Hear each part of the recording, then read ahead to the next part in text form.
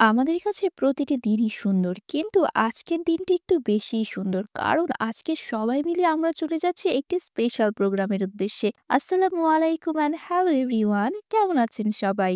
আমি ডক্টর শেখ সাদিয়া চলে এসেছি আবারও আপনাদের মাঝে। আর সেই সাথে আছে আমার ২ ছোট্ট মেয়ে। আর এই যে আমার হাসব্যান্ডও রেডি হয়ে চলে এসেছে। আমরা এখন সকাল, সকাল বেরিয়ে পড়েছি আমাদের সেই গন্তব্যে যাওয়ার জন্য। আজকে আমাদের ছোট্ট শিহরিন বাবুর ১ম ঢাকা বিভাগ ভ্রমণ এবং সেই ভ্রমণের সঙ্গী হয়েছে আমার কাজিন ইসা এবং ঋতুমণি। আজকে সবকিছু আমাদের অনুকূলে থাকলেও আবহাওয়া ছিল আমাদের একদম প্রতিকূলে। দেখতে পাচ্ছেন যতদূর তাকাচ্ছি ততদূর শুধুই কুয়াশা। কিন্তু এরই মধ্যে আমার দিনটি আরো ভালো হয়ে গেল আয়শা আন্টির এই হোমমেড কেক দেখে। তার কেক ছিল অনেক সুস্বাদু এবং অনেক টেস্টি। আমরা সবাই অনেক মজা করে খেয়েছি। সময় যত বাড়ছে কুয়াশার প্রকোপও যেন ততই বাড়ছে।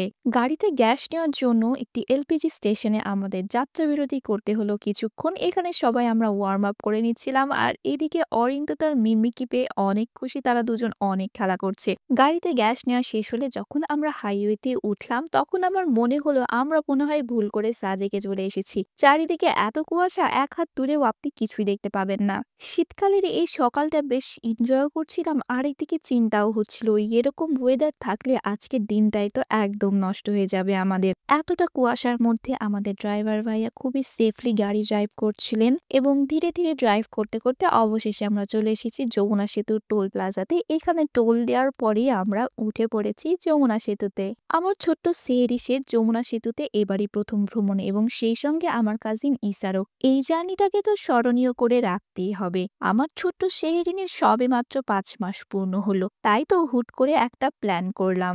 আমার ছোট মেয়ে সেহরিসের ৫ মাস পূর্ণের সেলিব্রেশনটা করব যমুনা সেতুতে দাঁড়িয়ে। তো যেমন প্ল্যান সেরকম কাজ, আমরা মাঝ সেতুতে দাঁড়িয়ে পড়েছি এবং কেক অর্ডার করেছিলাম সাদিয়া সাদ হোমমেড কেক থেকে। আপু খুব অল্প সময়ের মধ্যে আমাকে এই কেকের ডেলিভারি করেছে।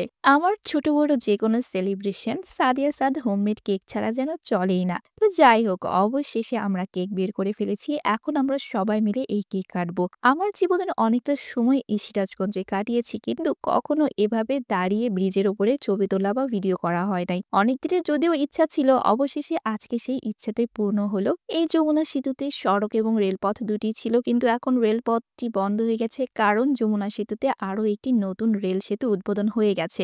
আমাদের এই সেলিব্রেশন দেখে সেতুর নিরাপত্তা কর্মীরা গাড়ি নিয়ে চলে এসেছে এবং আমাদের তো চরম ধাওয়া করেছে। কোনো রকমে সবকিছু গুছিয়ে গাড়ি নিয়ে দিলাম আমরা এক দৌড় এবং দৌড়ে চলে এসেছি একদম মির্জাপুরে। মির্জাপুরে এসে আমরা আবারও আমাদের যাত্রাবিরতি দিলাম আন্টির হাতের বানানো সুন্দর সুন্দর ফুলকো লুচি খাওয়ার জন্য। আন্টিকে অনেক ধন্যবাদ আমাদের জন্য এত কষ্ট করে সুন্দর লুচি বানানোর জন্য। এরই মধ্যে আমরা চলে এসেছি আমাদের গন্তব্যস্থলে, যার পরবর্তী অংশ থাকবে আমাদের পরবর্তী ভ্লগে। সেটা দেখার জন্য আমাদের পেজে চোখ রাখুন। আজকের মতো এখানেই বিদায় নিচ্ছি। সবাই ভালো থাকবেন। আল্লাহ হাফেজ।